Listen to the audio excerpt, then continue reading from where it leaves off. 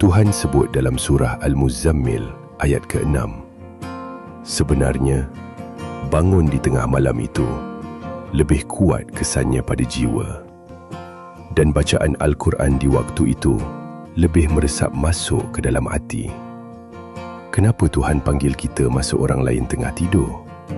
Sebab Tuhan nak kita tahu, saat itu tak ada sesiapa yang nampak kita. Tak ada sesiapa yang boleh puji kita.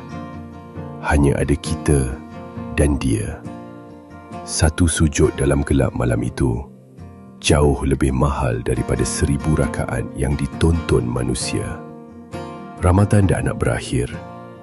Jangan biarkan malam-malam terakhir ini berlalu dengan bantal yang empuk saja. Bangunlah walau sekejap. Tadahlah tangan walau dalam kantuk yang berat. Sebab kekuatan yang kita cari untuk hadapi dunia yang kejam ni, rupa-rupanya ada pada 2 rakaat di saat manusia lain sedang tidur.